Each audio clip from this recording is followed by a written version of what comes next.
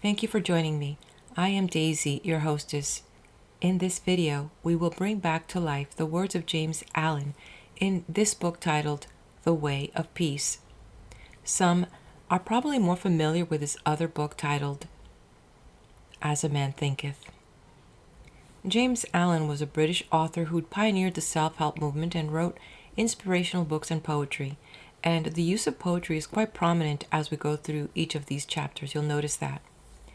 I believe James Allen started this piece of work appropriate, addressing meditation as one of the prerequisites for peace.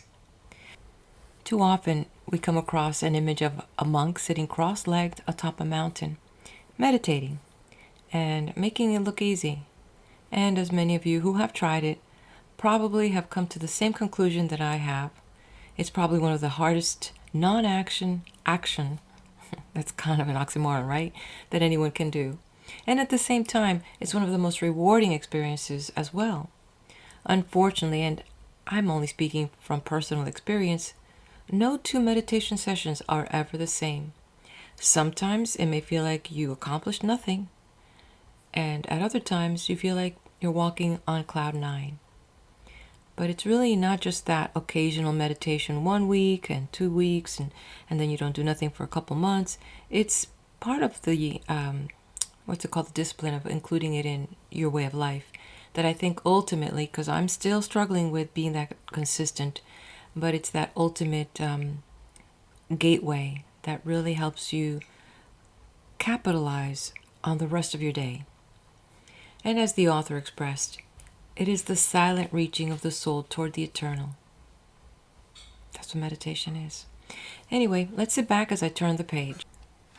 The Way of Peace by James Allen. The power of meditation. Spiritual meditation is the pathway to divinity. It is the mystic ladder which reaches from earth to heaven, from error to truth, from pain to peace. Every saint has climbed it. Every sinner must sooner or later come to it. And every weary pilgrim that turns his back upon self and the world and sets his face resolutely toward the Father's home must plant his feet upon its golden rounds. Without its aid, you cannot grow into the divine state, the divine likeness, the divine peace, and the fadeless glories and unpolluting joys of truth will remain hidden from you. Meditation is the intense dwelling in thought upon an idea or theme with the object of thoroughly comprehending it. And whatsoever you constantly meditate upon, you will not only come to understand, but will grow more and more into its likeness, for it will become incorporated into your very being, will become, in fact, your very self. If, therefore, you constantly dwell upon that which is selfish and debasing, you will ultimately become selfish and debased. If you ceaselessly think upon that which is pure and unselfish, you will surely become pure and unselfish.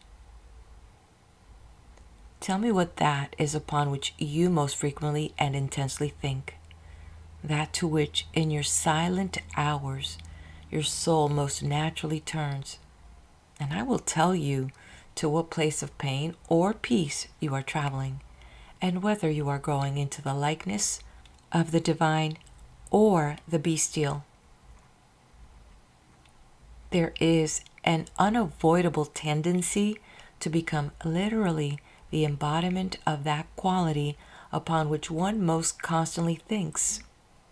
Let therefore the object of your meditation be above and not below, so that every time you revert to it in thought, you will be lifted up. Let it be pure and unmixed with any selfish element. So shall your heart become purified and drawn nearer to truth, and not defiled and dragged more hopelessly into error. Meditation, in the spiritual sense in which I am now using it, is the secret of all growth in spiritual life and knowledge. Every prophet, sage, and savior became such by the power of meditation. Buddha meditated upon the truth until he could say, "I am the truth." Jesus brooded upon the divine immanence until at last he could declare, "I and my Father are one." Meditation centered upon divine realities is the very essence and soul of prayer. It is the silent reaching of the soul toward the eternal. Mere petitionary prayer without meditation is a body without a soul, and is powerless to lift the mind and heart above sin and affliction. If you are daily praying for wisdom, for peace, for loftier purity, and a fuller realization of truth, and that for which you pray is still far from you, it means that you are praying for one thing while living out in thought and act another.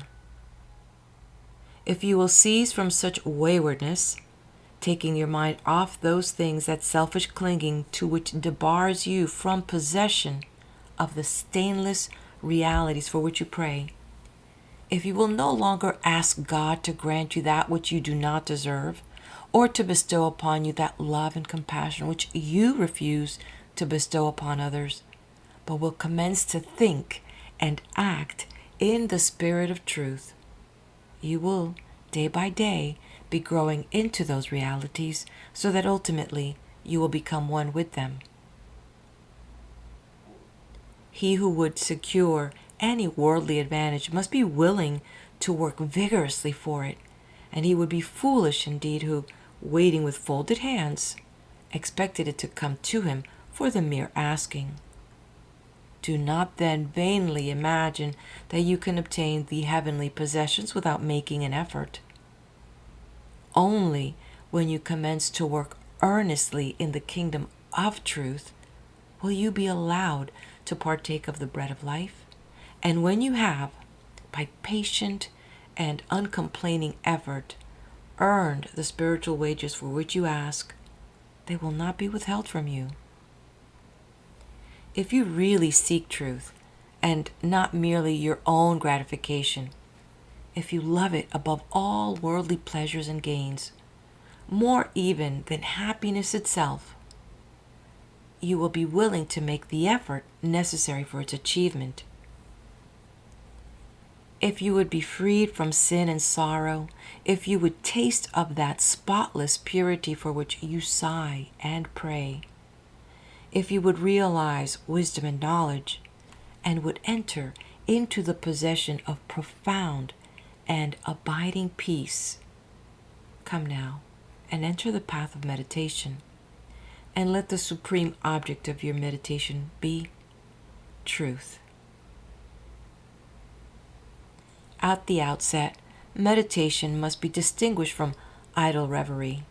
There's nothing dreamy and unpractical about it. It is a process of searching and uncompromising thought which allows nothing to remain but the simple and naked truth. Thus, meditating, you will no longer strive to build yourself up in your prejudices, but forgetting self, you will remember only that you are seeking the truth.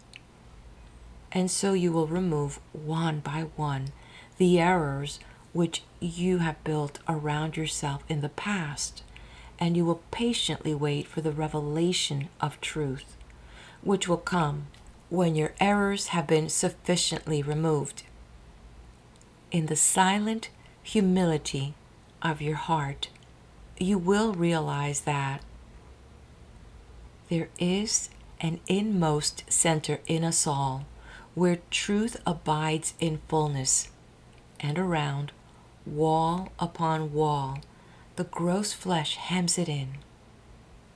This perfect, clear perception, which is truth, a baffling and perverting carnal mesh blinds it and makes all error. And to know rather consists in opening out a way whence the imprisoned splendor may escape, than in effecting entry for a light supposed to be without. Select some portion of the day in which to meditate, and keep that period sacred to your purpose. The best time is the very early morning, when the spirit of repose is upon everything. All natural conditions will then be in your favor. The passions, after the long bodily fast of the night, will be subdued. The excitements and worries of the previous day will have died away, and the mind, strong and yet restful, will be receptive to spiritual instruction. Indeed, one of the first efforts you will be called upon to make will be to shake off lethargy and indulgence, and if you refuse, you will be unable to advance, for the demands of the Spirit are imperative. To be spiritually awakened is also to be mentally and physically awakened. The sluggard and the self-indulgent can have no knowledge of truth. He who, possessed of health and strength, wastes the calm, precious hours of the silent morning in the drowsy indulgence is totally unfit to climb the heavenly heights. He whose awakening consciousness has become alive to its lofty possibilities, who is beginning to shake off the darkness of ignorance in which the world is enveloped, rises before the stars have ceased their vigil, and, grappling with the darkness within his soul, strives by holy aspiration to perceive the light of truth while the unawakened world dreams on. The heights by great men reached and kept were not attained by sudden flight, but they, while their companions slept, were toiling upward in the night. No saint, no holy man, no teacher of truth ever lived who did not rise early in the morning. Jesus habitually rose early and climbed the solitary mountains to engage in holy communion. Buddha always rose an hour before sunrise and engaged in meditation, and all his disciples were enjoined to do the same. If you have to commence your daily duties at a very early hour, and are thus debarred from giving the early morning to systemic meditation, try to give an hour at night, and should this, by the length of laboriousness of your daily task, be denied you, you need not despair, for you may turn your thoughts upward in holy meditation in the intervals of your work, or in those few idle minutes which you now waste in aimlessness. And should your work be of that kind which becomes by practice automatic, you may meditate while engaged upon it. That eminent Christian saint and philosopher, Jacob Boehme, realized his vast knowledge of divine things whilst working long hours as a shoemaker. In every life there is time to think, and the busiest, the most laborious is not shut out from aspiration and meditation. Spiritual meditation and self-discipline are inseparable. You will, therefore, commence to meditate upon yourself so as to try and understand yourself. For remember, the great object you will have in view will be the complete removal of all your errors in order that you may realize truth. You will begin to question your motives, thoughts, and acts, comparing them with your ideal, and endeavoring to look upon them with a calm and impartial eye. In this manner, you will be continually gaining more of that mental and spiritual equilibrium without which men are but helpless straws upon the ocean of life. If you are given to hatred or anger, you will meditate upon gentleness and forgiveness, so as to become acutely alive to a sense of your harsh and foolish conduct. You will then begin to dwell in thoughts of love, of gentleness, of abounding forgiveness. And as you overcome the lower by the higher, there will gradually, silently steal into your heart a knowledge of the divine law of love, with an understanding of its bearing upon all the intricacies of life and conduct. And in applying this knowledge to your every thought, word, and act, you will grow more and more gentle, more and more loving, more and more divine.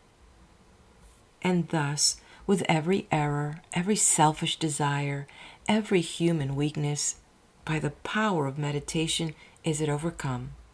And as each sin, each error is thrust out, a fuller and clearer measure of the light of truth illumines the pilgrim's soul.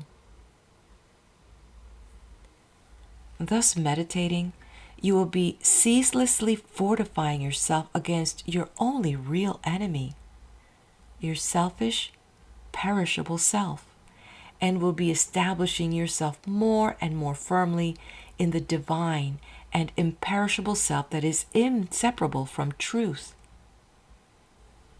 The direct outcome of your meditations will be a calm, spiritual strength which will be your stay and resting place in the struggle of life.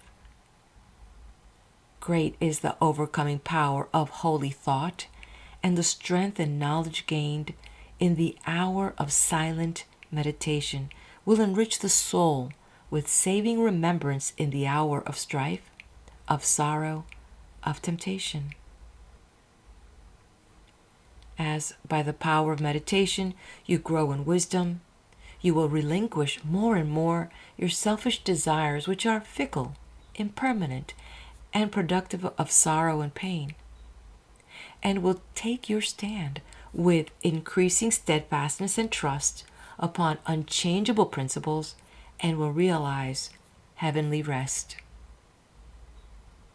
The use of meditation is the acquirement of knowledge of eternal principles, and the power which results from meditation is the ability to rest upon and trust those principles, and so become one with the eternal.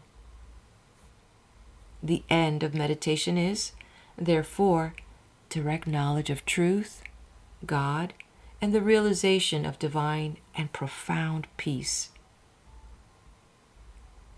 Let your meditations take their rise from the ethical ground which you now occupy. Remember that you are to grow into truth by steady perseverance. If you are an Orthodox Christian, meditate ceaselessly upon the spotless purity and divine excellence of the character of Jesus, and apply his every precept to your inner life and outward conduct, so as to approximate more and more toward his perfection. Do not be as those religious ones who, refusing to meditate upon law of truth and to put into practice the precepts given to them by their master, are content to formally worship, to cling to their particular creeds, and to continue in the ceaseless round of sin and suffering. Strive to rise by the power of meditation above all selfish clinging to partial gods or party creeds, above dead formalities and lifeless ignorance. Thus, walking the highway of wisdom, with fixed upon the spotless truth, you shall know no halting place short of the realization of truth. He who earnestly meditates first perceives a truth, as it were, afar off, and then realize it by daily practice. It is only the doer of the word of truth that can know of the doctrine of truth. For though by pure thought the truth is perceived. It is only actualized by practice. Said the divine Gautama, the Buddha, he who gives himself up to vanity and does not give himself up to meditation, forgetting the real aim of life and grasping at pleasure, will in time envy him who has exerted himself in meditation. And he instructed his disciples in the following 5 great meditations. The first meditation is the meditation of love, in which you so adjust your heart that you long for the weal and welfare of all beings, including the happiness of your enemies. The second meditation is the meditation of pity, in which you think of all beings in distress, vividly representing in your imagination their sorrows and anxieties, so as to arouse a deep compassion for them in your soul. The third meditation is the meditation of joy, in which you think of the prosperity of others and rejoice with their rejoicings.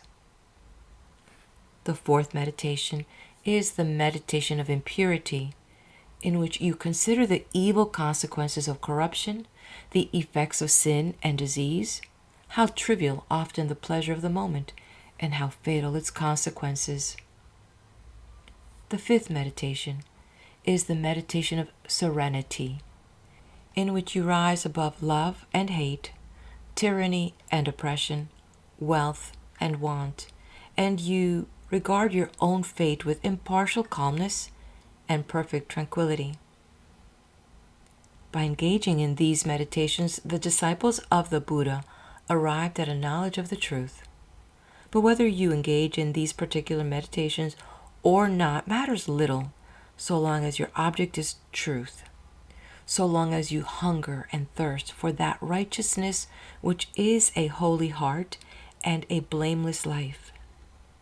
In your meditations, therefore, let your heart grow and expand with ever-broadening love, until freed from all hatred and passion and condemnation, it embraces the whole universe with thoughtful tenderness, as the flower opens its petals to receive the morning light. So open your soul more and more to the glorious light of truth. Soar upward upon the wings of aspiration.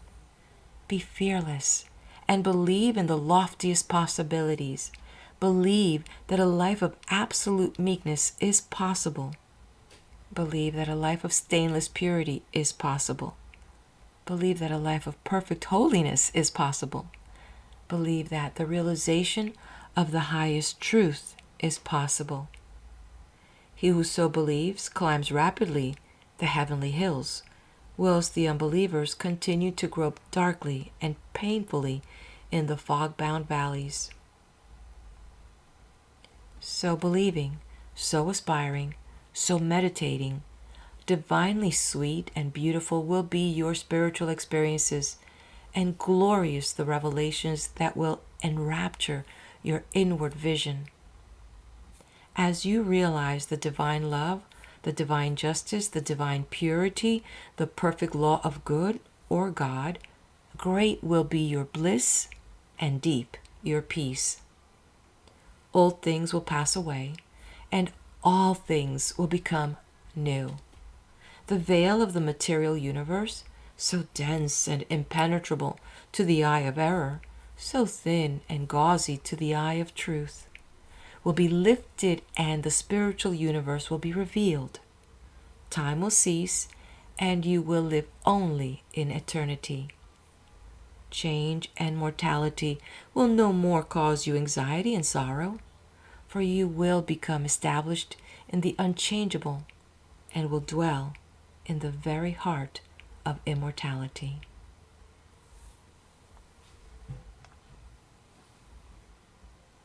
Star of Wisdom. Star that of the birth of Vishnu, birth of Krishna, Buddha, Jesus, told the wise ones, heavenward looking, waiting, watching for thy gleaming in the darkness of the night time, in the starless gloom of midnight.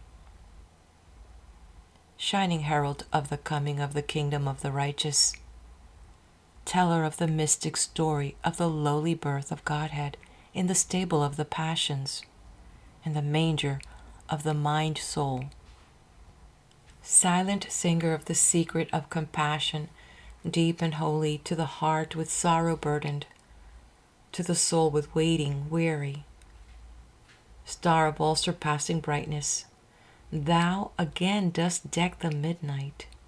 Thou again dost cheer the wise ones watching in the creedal darkness, weary of the endless battle with the grinding blades of error, tired of lifeless, useless idols, of the dead forms of religions. Spent with watching for thy shining, thou hast ended their despairing, thou hast lighted up their pathway. Thou hast brought again the old truth to the hearts of all thy watchers. To the souls of them that love thee, thou dost speak of joy and gladness, of the peace that comes of sorrow. Blessed are they that can see thee, weary wanderers in the night time.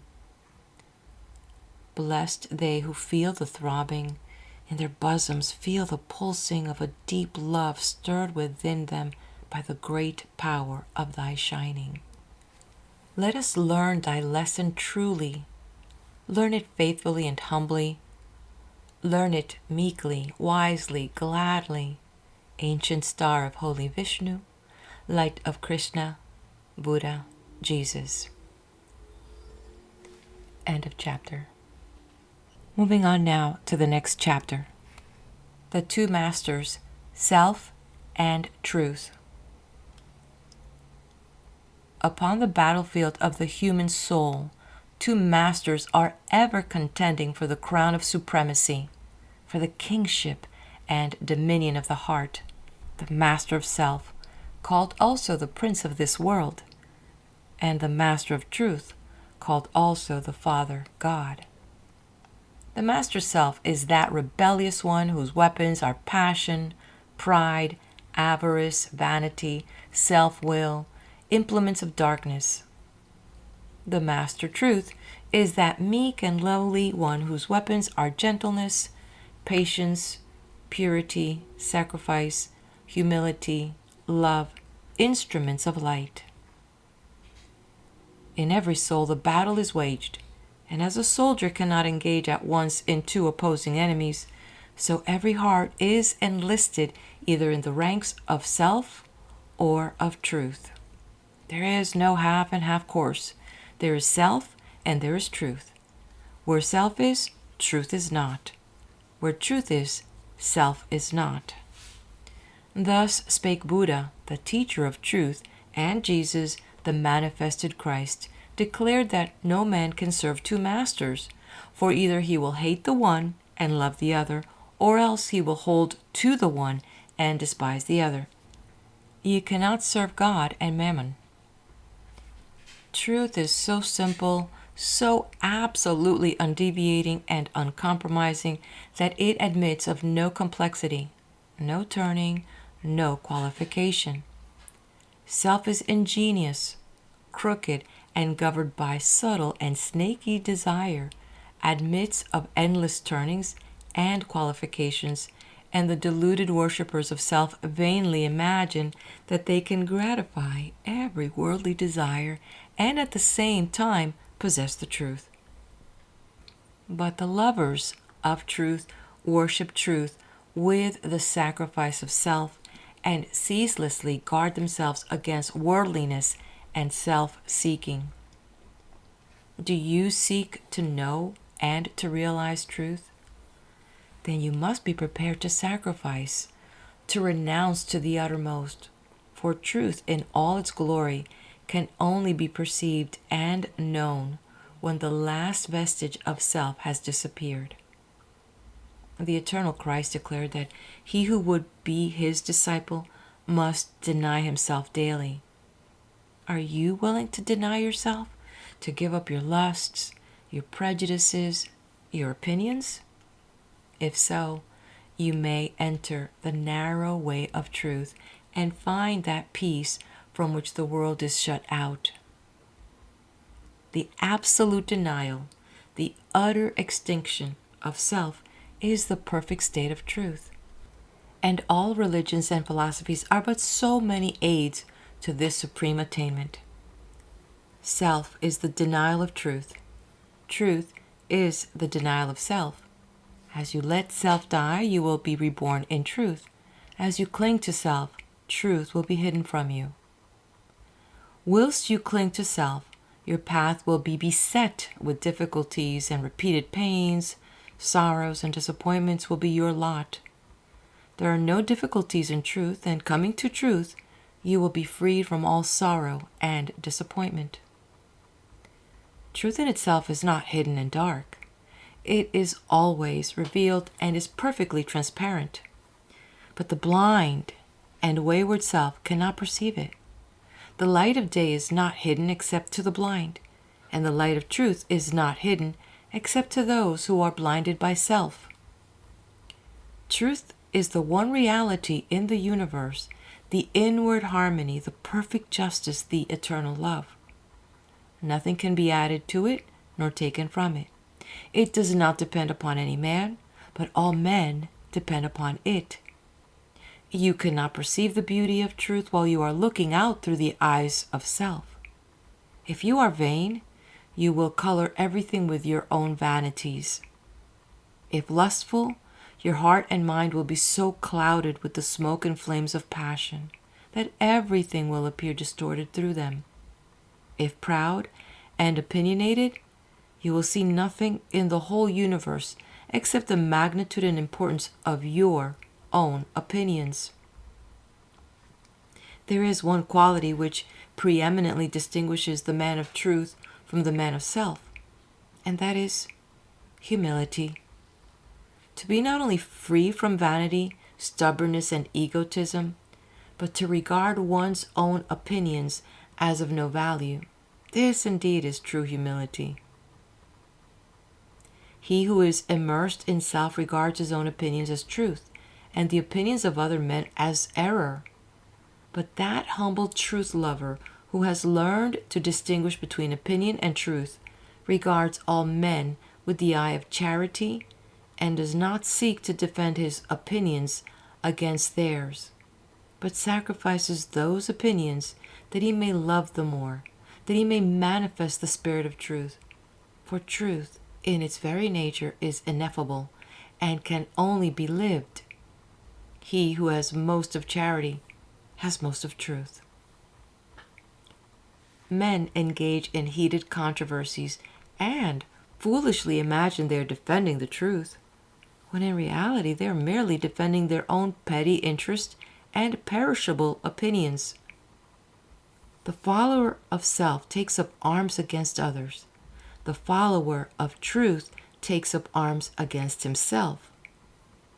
Truth, being unchangeable and eternal, is independent of your opinion and of mine.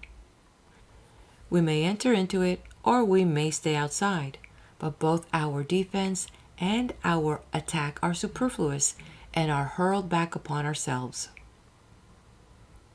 Men enslaved by self, passionate, proud, and condemnatory, believe their particular creed or religion to be the truth, and all other religions to be error, and they proselytize with passionate ardor. There is but one religion, the religion of truth. There is but one error, the error of self. Truth is not a formal belief. It is an unselfish, holy, and aspiring heart, and he who has truth is at peace with all, and cherishes all with thoughts of love.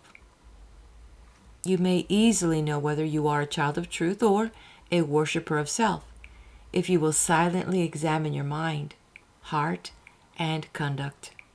You may harbor thoughts of suspicion, enmity, envy, lust, pride, or do you strenuously fight against these? If the former, you are chained to self, no matter what religion you may profess. If the latter, you are a candidate for truth. even though outwardly you may profess no religion?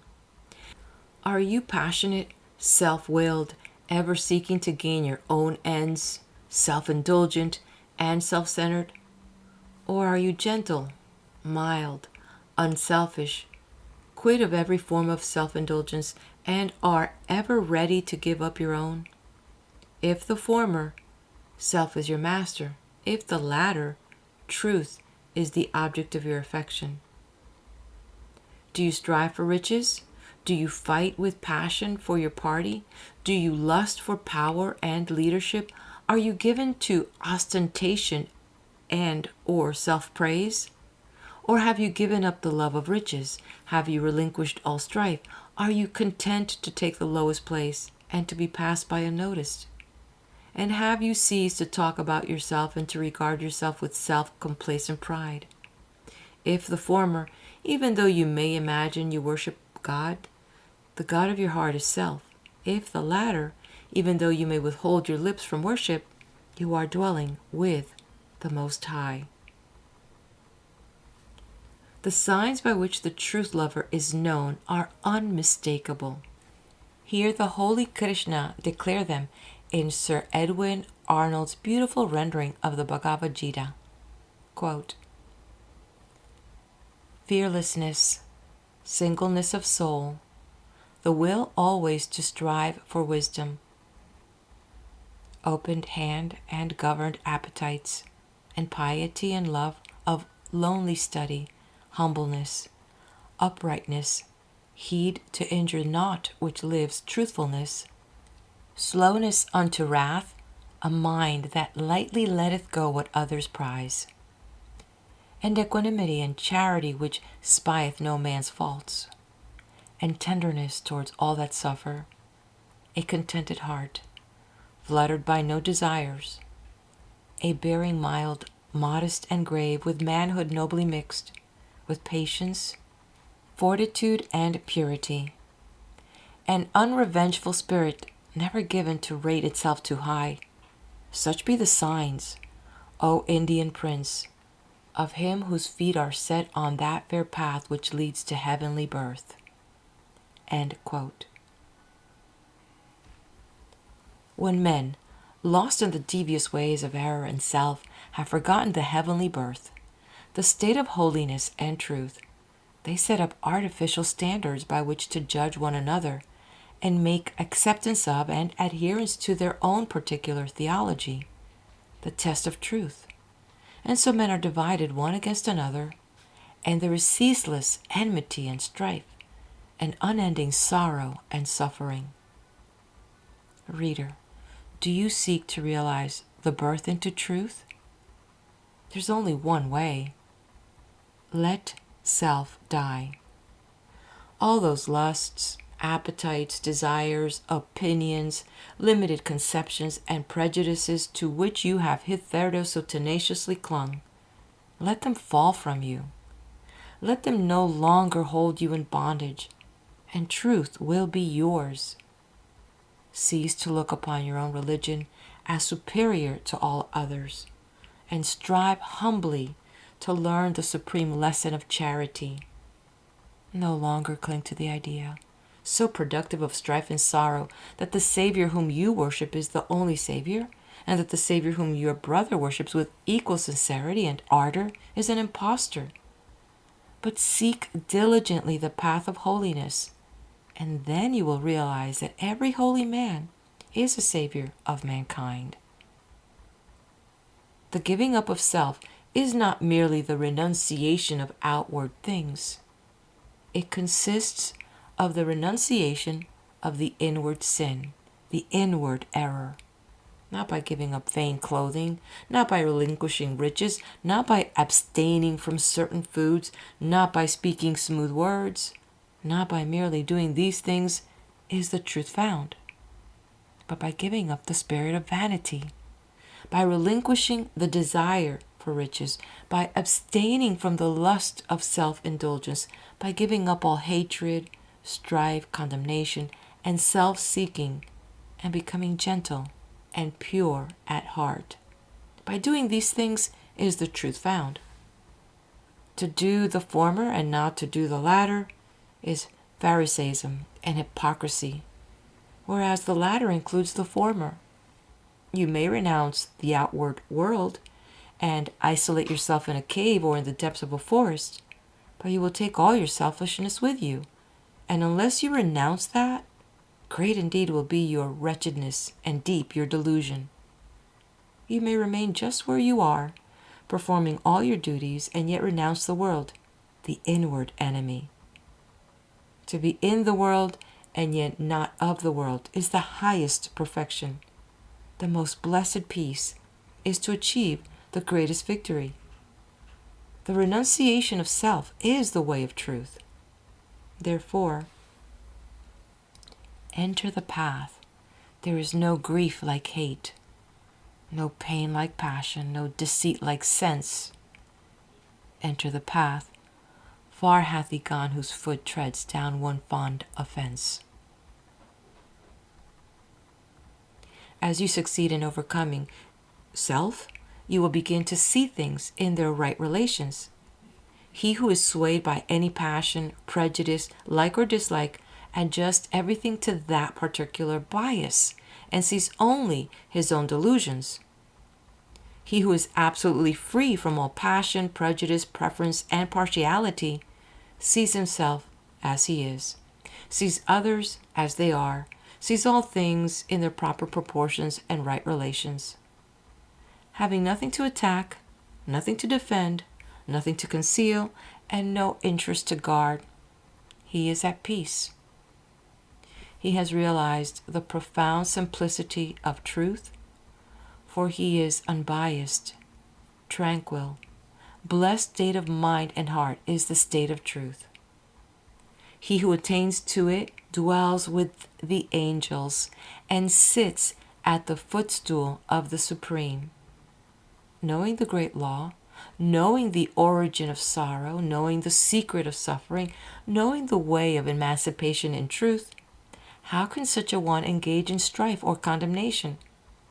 For though he knows that the blind, self-seeking world, surrounded with the clouds of its own illusions, and enveloped in the darkness of error and self, cannot perceive the steadfast light of truth, and is utterly incapable of comprehending the profound simplicity of the heart that has died or is dying to self, yet he also knows that when the suffering ages have piled up mountains of sorrow, the crushed and burdened soul of the world will fly to its final refuge, and that when the ages are completed, every prodigal will come back to the fold of truth.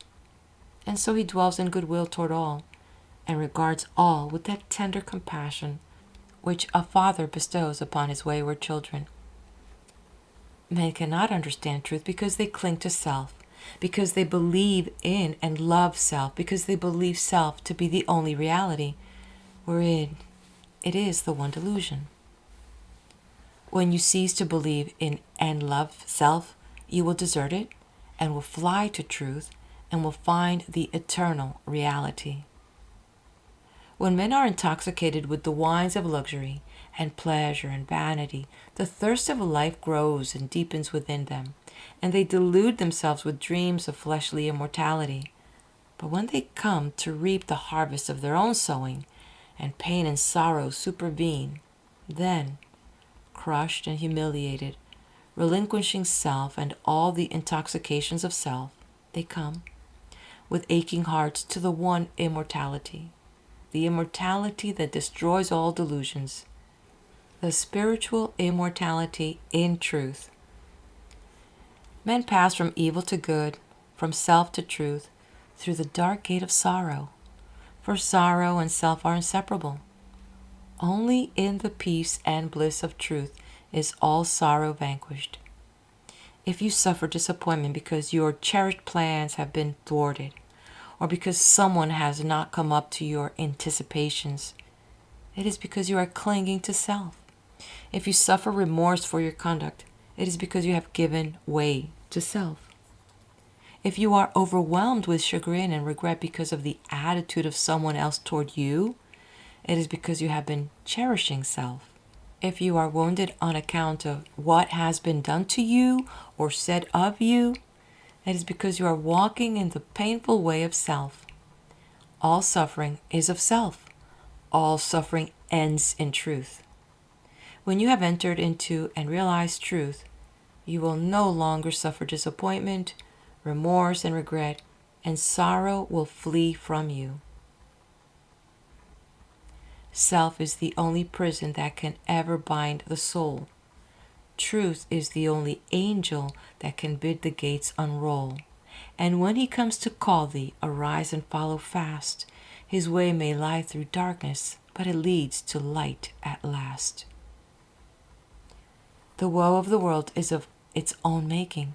Sorrow purifies and deepens the soul, and the extremity of sorrow is the prelude to truth. Have you suffered much? Have you sorrowed deeply? Have you pondered seriously upon the problem of life? If so, you are prepared to wage war against self and to become a discipline of truth. The intellectual who do not see the necessity for giving up self frame endless theories about the universe and call them truth. But do thou pursue the direct line of conduct, which is the practice of righteousness, and thou wilt realize the truth which has no place in theory and which never changes. Cultivate your heart. Water it continually with unselfish love and deep felt pity, and strive to shut out from it all thoughts and feelings which are not in accordance with love. Return good for evil, love for hatred, gentleness for ill treatment, and remain silent when attacked. So shall you transmute all your selfish desires into the pure gold of love, and self will disappear in truth. So will you walk blamelessly among men, yoked with the easy yoke of lowliness, and clothed with the divine garment of humility. O come, weary brother, thy struggling and striving, and thou in the heart of the Master of Truth. Across self-dearest desert, why wilt thou be driving, all thirst for the quickening waters of truth? When here, by the path of thy searching and sinning, flows life's gladsome stream, lies love oasis green? Come, turn thou and rest, now the end and beginning, the sought and the searcher, the seer and the seen. Thy master sits not in the unapproached mountains, nor dwells in the mirage which floats on the air. Nor shalt thou discover his magical fountains in pathways of sand that encircle despair. In selfhood's dark desert cease warily seeking the odorous tracks of the feet of thy King. And if thou wouldst hear the sweet sound of his speaking, be deaf to all voices that emptily sing. Flee the vanishing places, renounce all thou hast, leave all that thou lovest, and, naked and bare, thyself at the shrine of the innermost cast. The highest, the holiest, the changeless is there. Within, in the heart of the silence he dwelleth. Leave sorrow and sin, leave thy wandering sore, come bathe in his joy, whilst he, whispering, telleth thy soul what it seeketh, and wander no more. Then cease, weary brother, thy struggling and striving. Find peace in the heart of the Master of Truth, across self's dark desert ceaselessly wearily driving. Come, drink at the beautiful waters of truth. End of chapter. Meet me at the next video where we continue with the reading of The Way of Peace by James Allen, and he's going to share the acquirement of spiritual power. Please do hit the like button, share, and subscribe.